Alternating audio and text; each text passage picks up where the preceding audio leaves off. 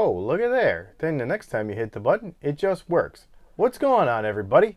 This is Dylan with Dylan Talks Tone, and today we are going to talk about the NAMM non-NAMM 2021.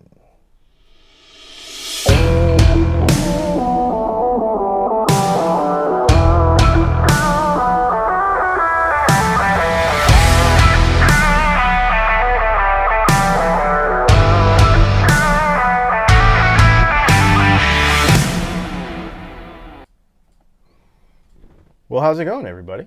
So today we're just going to hang out. We got a couple of things to chat about, and then we're going to get into this NAMM stuff. I will tell you right off the bat that if for some reason the stream screws up or stops because of low bandwidth or whatever, we'll probably just quit because we're having one of those internet weeks. So we're going to get as much as we can into this little hangout right now.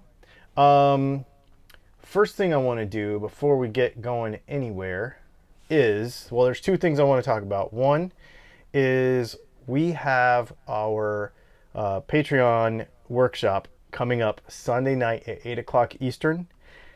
If you are a Patreon member, let me know what particular thing you want to cover, and I will bring a project and you bring a guitar, and we're going to have a Zoom meeting, and we're all going to hang out, and we're going to learn some stuff, and we're going to do some stuff. We're going to work on some guitars and fix some problems and that sort of thing. So I was promised a suit and a bow tie. That got you, did it? I don't have either of those things right now, but I do have this, and it's yeah. Was that on purpose? Okay, cool. So everything's working. That's all we care. And if you're not a Patreon member, make sure that you go over and check out patreon.com/DylanTalksTone, because that thing is really, really fun. Not only that, we also released last month's content to replay. So there's like 17 hours or something, 16, 17 hours or something of content over there, across a whole bunch of different subjects, across a whole bunch of different, guitar related things. So if you can't catch it live, still go over there and check it out, because you can catch a replay of it. And I think it's worth it. There's a lot of stuff there that we talk about. So yeah, man, very, very cool. Yeah, so let's, there's one question that came in about the freeway switch. Asked me if I'd ever messed with that. I've done tons of super switch stuff in projects. We've never actually talked about it on the channel, so maybe I should actually do that. We should chat about that on the channel. And maybe I will get one of those freeway switches and we will talk about it. Maybe we'll throw it in that new Strat that I have. I am not a huge fan of guitars that do billions of things. That's not, I personally just don't use all of that. So, I mean, 3 positions is enough for me. So, that's kind of where I'm at on it. But I know a lot of people want to know about all those features. So maybe I'll grab one of those things and we will do what we can to try. Yeah. So, yeah, I think it'd be fun. So we'll get one of those. Somebody asked about that over on Patreon. That was really the only major question. I will tell you about a couple of other new pieces of content that we have coming. There is a new video on Patreon already, and YouTube members too. So you can click the join button down there or wherever it is. And you can see next week's video already. And I actually got the week after that's video done too. So we're going to do some acoustic stuff. Then we're going to get full on into Strat setup stuff and guitar setup stuff. Again, we're going to kind of go through some of it. So it's going to be cool. I'm pretty stoked about that. I'm having fun making these videos so far ahead And then it's actually kind of fun because when I watch them with you during the premieres, I like forget about them, that they're even there. Like some of these I've made like 2 weeks ago. So it's kind of fun. Anyway, so that's what we got going. Just kind of letting you know, keeping you up to date on what's on the channel. We're still in Jurassic Park, in the jungle, trying to make videos. Wait till you see tomorrow's vlog, because remember the Cardinal in the last place we stayed? Just watch tomorrow's vlog. Tomorrow's vlog will be out at noon tomorrow. Anyway, just watch tomorrow's vlog. It'll be cool. Well, I'll tell you what. Let's get into some of this. Let's get into some of this NAMM stuff. And let me really quick, something I forgot to do. There we go. Okay, so something I forgot to do earlier was set up my picture-in-picture. Boom, so now my face is in a box and we can discuss some of this NAMM stuff. The reason I titled it NAMM might be sort of boring is because guitars can be kind of boring if you're trying to find something new and cool. I found some new and cool though, and we'll get to that. So we're probably going to go through some of the bold new graphics first, and then we're going to get to some stuff that I think is very, very cool. One thing I want you to do is, if there is something that I missed or I have not seen, or you're like, hey, have you checked out whatever, please put it in the chat. Leslie's actually here. She is watching the chat, and she's going to yell out, hey, so-and-so said, make sure you check this out. And I will just Google it right now, and we will talk about it live. So we'll go through some of the stuff that I found, and then I want to go through some of the stuff that you found. Okay, so, and I don't care if I don't like it or I'm not interested in it. If you're interested in it, I want to hear about it. So put it in the comments, because I'm always just trying to learn new stuff, see what's new. You know what I mean? Even if it's, I don't care if it's about keyboards. I don't care if it's about, it doesn't matter to me. Like if you see it at NAMM this week and you think it's cool, put it in the chat and we'll try to get to it. Okay. We might not get to everything, obviously, but we'll try to get to it. Okay. So first let's go through some of the bold new graphics. That's what I call bold new graphics, where it's just a guitar that's the same, but not. Kramer is back, obviously, and we've got a couple of different things here. I mean, why are we coming up with a Sabo Beretta like in 2021? Nothing against Dave Sabo, like he's a good guitar player and he is, you know, Skid Row was awesome, but Skid Row was also 1987. So like I don't understand the point, honestly, of some of this stuff. Except for bold new graphics, a crooked pickup, a Floyd Rose, and bold new graphics. One pickup guitars. You know how I feel about one pickup guitars if you follow this channel at all. Then we got a Tracy Guns. That's not a Destroyer. That's a Voyager. You know, I think the coolest part about some of these 80s Kramers is the fact that they were in the 80s. I would rather actually have a regular real 80s one than one of these. For no reason, really. I just think they're cool. I like the hockey stick peg head, too. I think that's just ridiculous and kind of over the top. And then the Charlie Parra Vanguard. It's a V thing, like the Jackson Rhodes, but not. So it's the Kramer version. One switch and one volume knob. So, you know. And then there's also the, I don't know what this is exactly. It's a V, obviously, but it's not a V.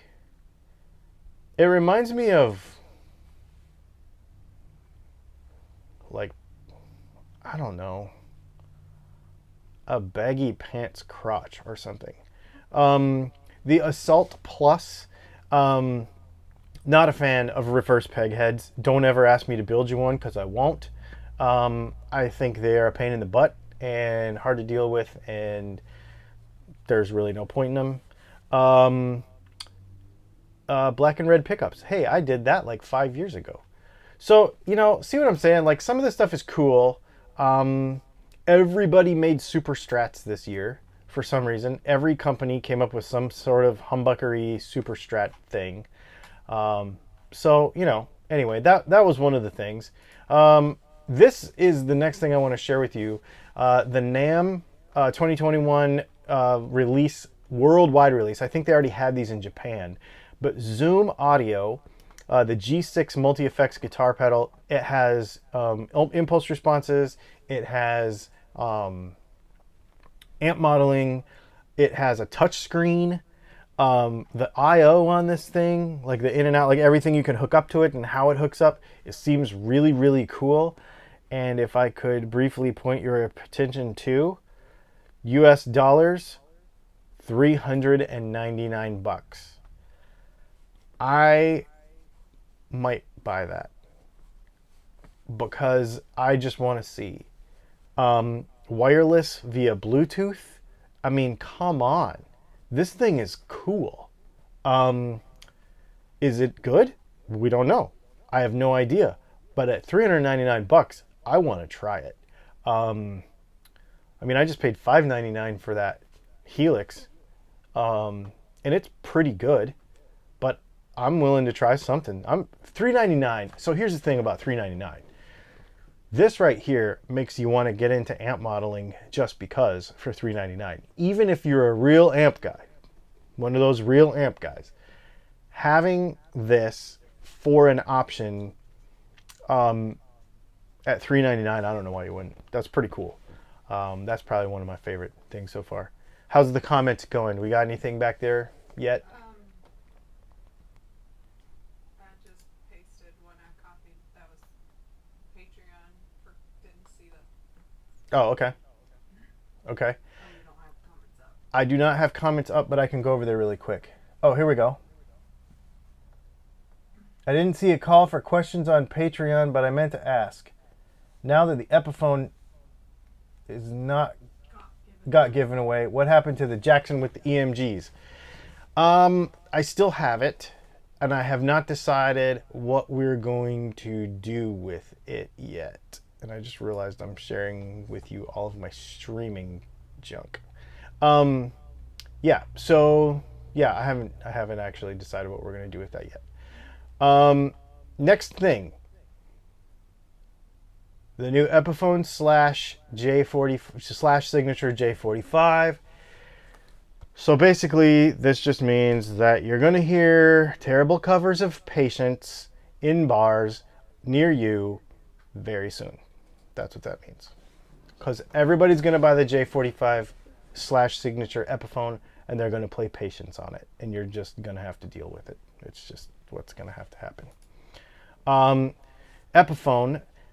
I don't like Nighthawks. I have always thought they're kind of dumb, but I know that this is a really niche guitar that there are people that really love these. And because they are weird, they're a little bit odd, right? I mean, it looks lopsided, like it's on purpose made lopsided. It's a very weird guitar, but there you go. There it is. I don't even know. It's supposed to be cheap, and I can't remember how much it costs. I looked earlier. 539 euros, so that's going to be 529. 529. So that's it's cheaper than a it's about the same, I guess, about the same price as an Epiphone Les Paul. So if you're a Nighthawk fan, I mean, it's pretty. Like the sunburst on it and stuff is pretty, and that's pretty cool. So very, very cool. Okay, let's talk Ibanez. Ibanez had a bunch of stuff. We could go on about Ibanez for days and days and days, but this is the stuff that I thought was interesting. The AZS series, you notice these have roasted maple necks. They come in a few different colors. They have trems. Some of them don't have trems. So if you want a Telecaster with a tremolo, this is probably the easiest, fastest way to get it. And they look like quality pieces. Mini humbuckers in the neck, and that's a super cool combo. I actually, I mean, if you're gonna do a telly, but not, I really like this. It's kind of like I don't know what you think. Put it in the comments. It's kind of the in between of like a Tallman and a telly, which I think is really kind of cool. I like the shape. I think it's really cool. It's a cool evolution of it. And of course, it's got some of the tapers and stuff to make it easier to play. And, excuse me. And I really like, I need to take a sip. I haven't even sipped this thing yet. I really like the pick guard. I do not like the control plate. I think the control plate's sort of a weird shape. But I really like the pick guard. I like the fact that the pick guard is not just a normal telly style pick guard. Like they put some other wacky shape on it. Really, really like that a lot. Okay, so now we're into the three things. I guess I should have prefaced this by saying there are three things that I found today. And my light just died. All right, hang on. I think I can just plug it in.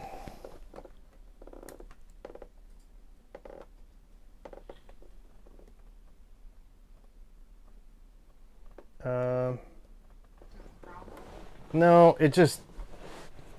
I think the battery was dead. Well, it's gonna get dark, but we're just gonna have to deal with it. So I think we'll just let this charge. Sorry, guys.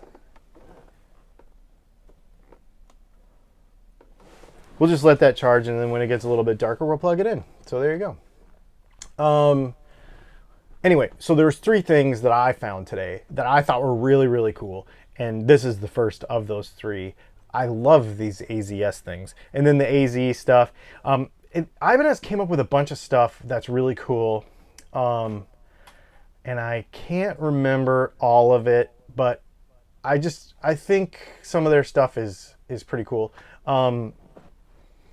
They're just updating a lot of it, but I really like those. I showed you those for a reason. I really like those AZSs. Okay, Kirk Douglas, not the actor, the guitar player for the Roots, has a signature model. I am a fan of really fancy SGs. I don't necessarily know that I care about owning one or playing one all the time, but I just think they look so cool. And that is a really fancy SG. I think I would actually have if it was me, I would have the green one. That's really a really cool guitar. And it has some very interesting wiring. I think it's basically just got the Epiphone or the Les Paul custom 3 pickup sort of wiring with, I think it's 3 volume knobs and 1 tone knob. I think there's a way you can run all 3 pickups together. There's kind of some neat stuff there. 61 style fretboard, neck taper on it. Not locking tuners, so those Maestro tremolos can be sort of worthless, but I don't care. That guitar is just, it's just cool. It's just plain cool. I'm down with a cool SG. I don't necessarily, like I said, I wouldn't go buy it because I'm a 1 guitar at a time person right now, so, or 2 guitars at a time person right now. But I really like that. I think it's really cool. Okay, and so for the grand finale of stuff that I found today, and then we'll get into some of the stuff that you found, so hopefully you're putting it in the comments.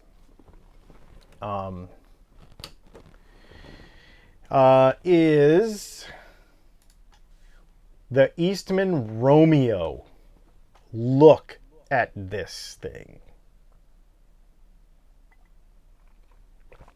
For those of you that are not aware, Eastman is a company who makes guitars in China, but they are very high-end, attention to detail, beautiful guitars. I bet this guitar is going to be somewhere in the neighborhood of, yeah, $1,500. So not expensive, but not cheap import either. And when you get these, they are very, very well appointed and very high quality guitars. All of the Eastmans are. If you've ever gotten to play one, They are very, very nice guitars. There's some really cool details about this thing that I really like. As you are probably aware, I'm a massive Bigsby fan. I don't like the Duesenberg Les Trem, but this is a different version of that sort of concept that I think is very cool. Look at the detail, just like the laser cut hole in the handle for the vibrato, which is very, very cool. These are Seymour Duncan pickups with like that radiator toaster top with meshes in it. I love the F hole, the fact that it's not an F hole, it's just like a swoop. And I love the shape. I love the way they've bursted the color to give the thing some shape. It's a spruce laminate top with a mahogany back and sides. Just a really pretty guitar. I don't know, man. This is probably the coolest guitar to me that I have seen, period, at NAMM this year. This is my all-time, so far, favorite guitar at NAMM. And this is a guitar that I would buy and play all the time. I do not have, and I have not actually ever owned, a traditional hollow body like a 335 or anything. I've never actually owned one. I had, for a very short time, I had a 1953 Gibson ES 125 that I think I bought it off of Meth Head, actually. I'm pretty sure, for like $100, and then I restored it and I sold it. That's the closest I've ever come to owning a hollow body. This right here is a guitar I would own. This is, man, is that cool. I don't know what the fretboard is. I think it's ebony. Oh, yep. 22 fret ebony fretboard. It's a set maple neck, which is interesting. And I love the neck joint. I don't know. I love everything about this guitar. I think it is so, so cool. I would have had a Richlight fretboard on there instead of an ebony fretboard, but other than that, that's just me. So, yeah, very, very cool. I really, really, really, really like it. All right, I tell you what. Let's. What other colors do those come in? I don't know. Let me look. Yeah, not everybody likes a blue guitar, right? Premium hardware and nitro finishes. They do not say the color.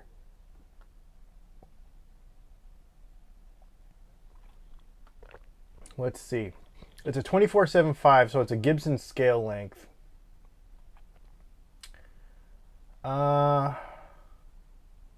It does not say what colors it's coming in besides the blue that it is right now. But anyway, yeah. Yeah, super cool. I really like that guitar. Did you see anybody else have anything that they found? The problem with me doing this is I don't know what's related or not. Okay. I mean, people are talking about guitars and asking questions, but Okay. Yeah, Fender has started to do stainless steel frets. That is a thing. That is true. Ibanez has a bunch of different stuff. that's twice about Gene Simon bass guitars. So yeah, so Gene Simmons is doing something with Gibson. That is definitely for sure. I don't know. I don't understand it. I was looking it over actually before we went live, but I do not know. I think there's going to be more that are going to be announced. You know, I think there's more that is going to be announced for sure.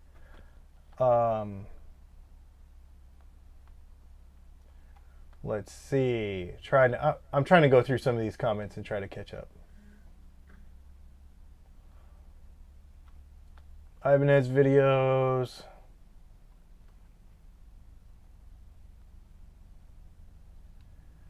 Yeah, man, that Eastman thing, I'm totally down with that Eastman thing.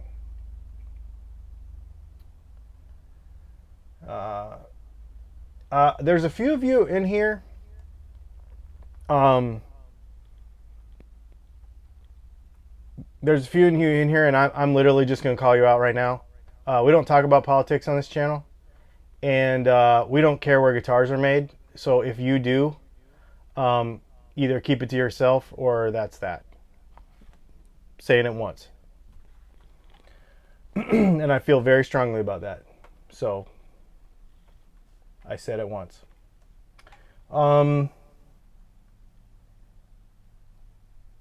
Marcus King is going to get a signature. That'll be cool too. Yeah, very cool. Let's see. Yeah, I don't see anything else. I don't see anything else in here. This has been super fun. I'm gonna keep following this stuff all weekend, and then we'll probably talk about it some more next week because there's just been so much stuff. But it's all been. This is where we go back to the whole boring NAMM thing. Is it's all been kind of just bold new graphics, most of it. Somebody was in the comments the other day when I said, hey, I'm going to talk about NAMM. Is there anything you want to talk about specifically, et cetera, et cetera? And I was really like, you know, and he got in the comments and he was like, I want to see something other than another Telly, another Strat, another something that we've already seen a million different ones. And I'm like, I know, me too. Like, that's what I really want to see. But it just isn't there. You know, it's just not there. There is some stuff. Vox came out with some weird teardrop looking thing that's a vintage reissue of something they did a long time ago. I'm very interested in some of these other modeling systems that are coming out that are less than $3,000, you know? So that Zoom thing is going to be very cool. One of the things we'll probably talk about it next week in our live show. I'm going to do maybe like an amp roundup because I know that there's a bunch of pedals and amps that came out. I don't typically care about tons of pedals because I feel like every month there's a different fuzz, there's a different TS9 derivative, there's a different 808 derivative. You know, those things are always coming out all the time. But what I am interested in, especially since we started talking about Mesa and Gibson and some of these other companies too, I noticed today Black Star and a couple of the other companies are starting to come out with more of the lower priced modeling, sort of entry level amps that are not, they're probably not going to be super high end, but they're going to be sort of like the Spark, you know, like a really good, like a really good practice amp. And I think that's going to be super, super good. And I think you can't have too many of those, in my opinion, because everybody likes so many different flavors, you know. And I also think that since the amp technology needs to move forward for more than one reason, they definitely need to move forward for more, you know, tubes are going to go away at some point. So people just need to start experimenting, whether it's a hit or a miss every time. You know, you can't always control that, or it won't. Not every one will always be a hit. But at the same time, you got to do it because we got to figure it out somehow. It has to happen somehow. We have to move amp technology forward somehow. So I'm gonna dive kind of deeper into some of the lower end amps and stuff that came out. Somebody came out with today, and I saw it, but I forgot. I think it might actually be a Fender thing. A Fender Mustang, sort of like those Vox little dudes that you plug into the guitar. It's like just a little amp, like headphone amp. And I think Fender made a Mustang version of one that plugs directly into the guitar jack, and then you can put headphones in it. Which, again, not optimal. But if you're traveling, if you don't have room for it, you know, if you can only bring a guitar and in a case with some earbuds, at least you can still practice and stuff. I think that's really, really cool. And as those things get better, they're just gonna be awesome. Yeah, Andy, the roasted neck Squires for under $450 are the thing.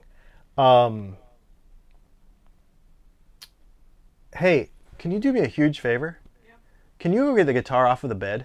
Yep. So, speaking of roasted necks, And speaking of these new Fender, not Ventira, Fender, whatever other lotion they named the new one after, I can't remember what it's called. I have been working on a guitar for a customer for a while, and it just got to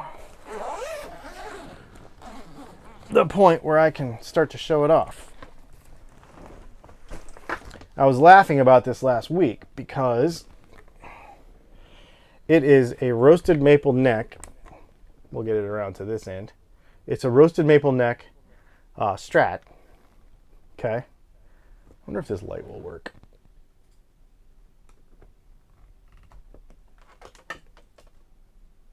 No, it must be really dead. So it's a roasted maple neck with Clusen locking tuners on it.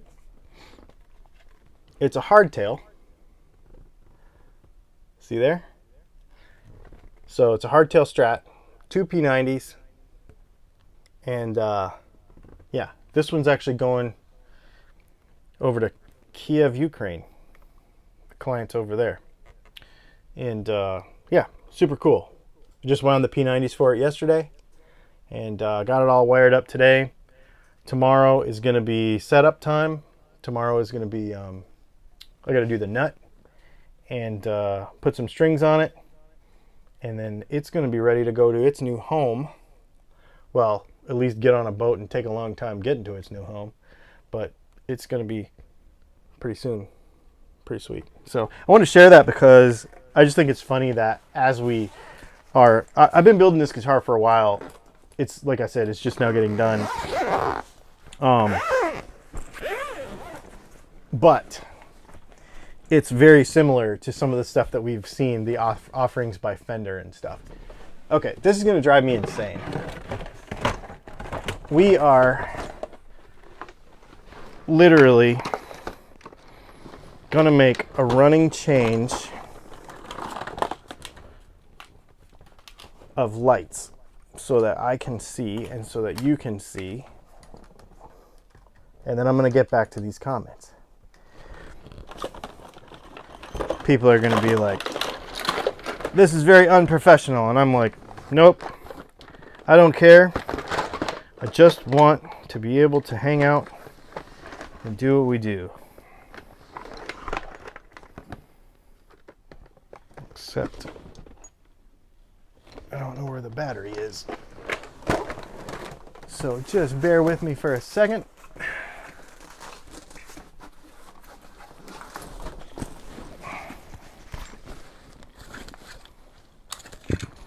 This is the life of doing everything. Everything is wireless, but that just means that everything has a battery.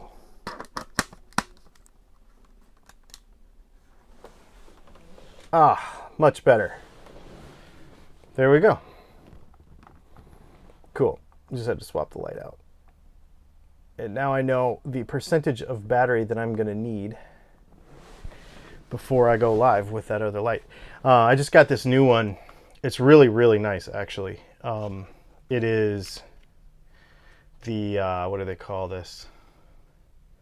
It's by Aperture. So Aperture is one of the, they're a pretty high-end light company, but they make these little tiny lights that are a lot cheaper for normal people like us.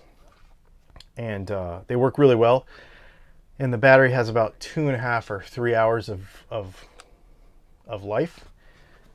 That decided that it was going to end during this particular live stream. So cool. Now we can see again. All right. Yeah, Fender just released a 3P90 Strat. Yeah, that's what we're talking about. Oh, what's it called? It's not called the Ventira. It's called something else, if you guys can remember. And basically, they just took like, I don't know, all their models and made like P90 versions of them, because there's a P90 Jazzmaster, a P90 single P90 Telly, which we built one of those a couple years ago, and yeah, super cool, very cool. At one time, I was considering getting the Robert Cray Strat because it was the only one that had a hardtail. You know, I am all about a hardtail. I Yeah, you always want to have a trem around, I think, if you're that way, but I also feel like they're just so easy. You know, the hardtail stuff is so easy. Speaking of that, after my last video, after the last live video, and I bagged on Jazzmaster tremolos, there was no shortage of hate mail from people in the comments being like, well, you just don't know how to set up a Jazzmaster tremolo. Or, you know, whatever. Yeah, but they have their own culture and blah, blah, blah, blah, blah. Okay, so let's just set this straight. I can set up a Jazzmaster tremolo and it will stay in tune. But there are a couple of things inherent. I can set up a Bigsby and it'll stay in tune. I can set up a Floyd. I love setting up tremolos. It's actually really fun. And once you understand the principles to it, it's not that hard and it can be done. Here's the thing about a Jazzmaster tremolo though. Because Fender guitars are flat, Jazzmasters have way less string angle than other guitars do that have tremolos. So the downward pressure of the strings makes it to where even when the guitar is set up correctly, they can be kind of finicky. So it just means that when you own one, you have to be willing to fiddle with it. It doesn't mean that you don't know about it. It just means, and it's not impossible, so I'm not discouraging anybody from owning a Jazzmaster with a proper tremolo on it, Jazzmaster tremolo, but it just means you kind of have to be willing to fiddle. It's not unlike, I mean, I used to own British sports cars, right? And so I used to have a Triumph Spitfire with twin side draft SU carburetors. They were super fun, and the car was really fun, and I really enjoyed it. But twin SU side drafts are fiddly, and so it's easier to put an Offenhauser intake on it and a Weber downdraft 2-barrel, and it's faster actually, and it sounds cool, and so that's what most people do. It's not that they can't be set up correctly. It's just that if you own that thing, you have to commit to fiddling a little bit more. And Jazzmasters are that way. And it's just because of how the guitar is built. You can do a couple of things. If I have a Jazzmaster, so I built a Jazzmaster for a guy a couple years ago. And actually I built a Jazzmaster for my dad. I actually built one for him too.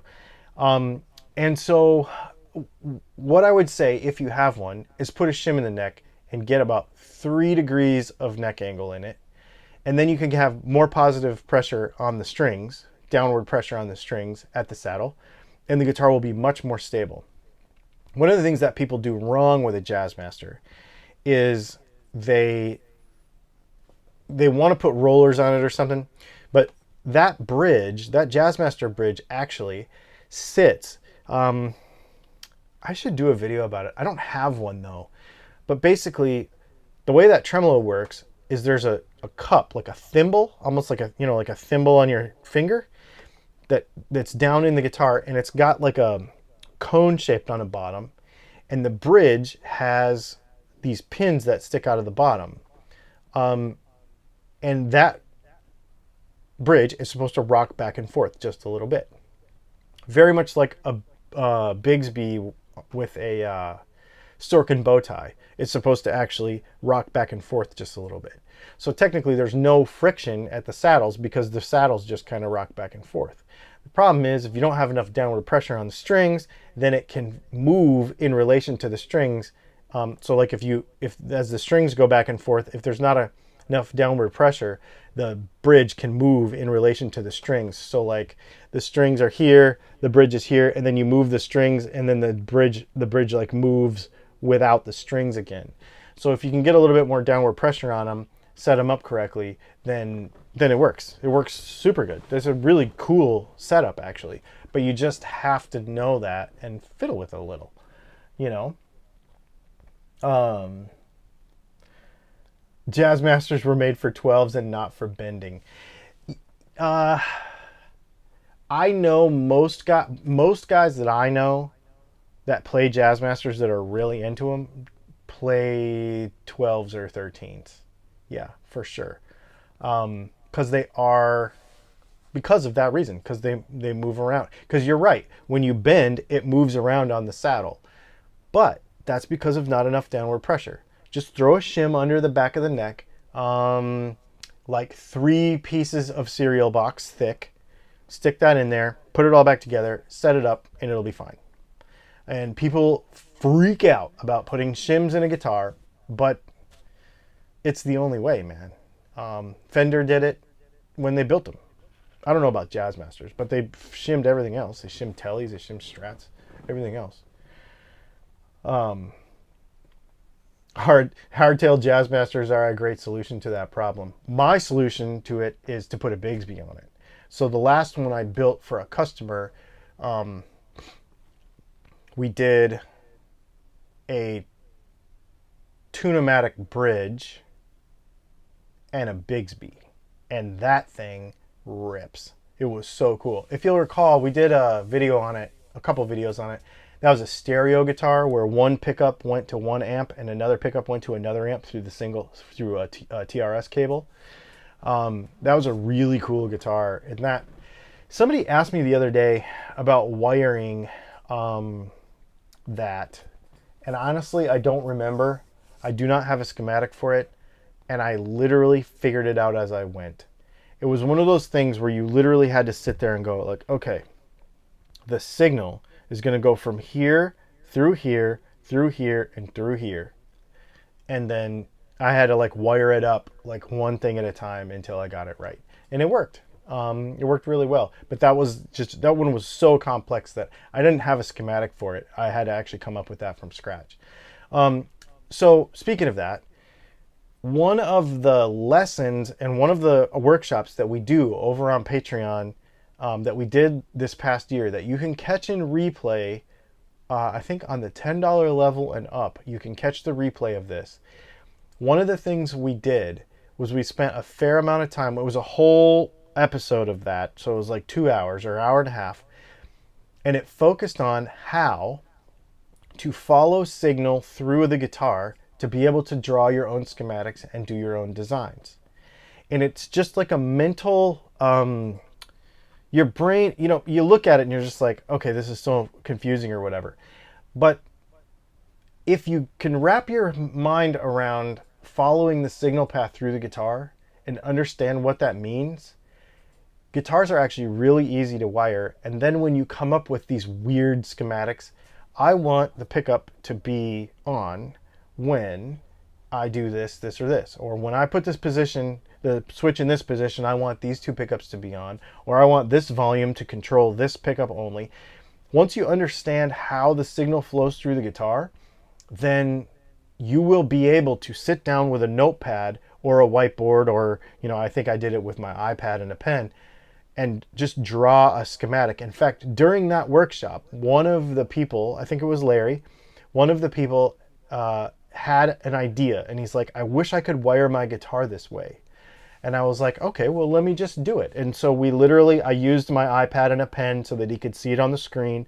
And we after talking about how to think about how to walk through a wiring diagram, then we just literally drew the circuit out.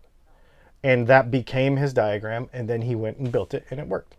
So that's one of the things, as for an example, one of the things that we do over there on that thing. And that's how nerdy and how into everything we get. Now, sometimes when there's nobody there and I'm just talking to myself, we just do something pretty straightforward. But it's really fun when there's somebody there that has a really hard question and we really have to dive into stuff, and we're doing it live and there's usually 3 or 4 of us and it's really fun. Like that's what I love about that stuff. Yeah, super cool. Super, super cool. Let's see. Everybody's talking about Rickenbacker basses in here somehow.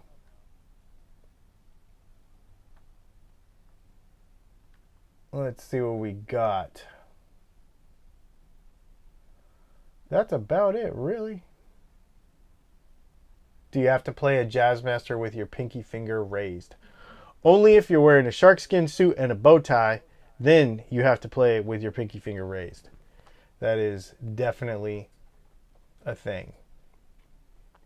I've only ever played a gig in a suit once or twice, and I will tell you, it was terrible. You're so hot and you can't move. I don't know how some of these fancy people play in a suit the entire time. I don't understand it.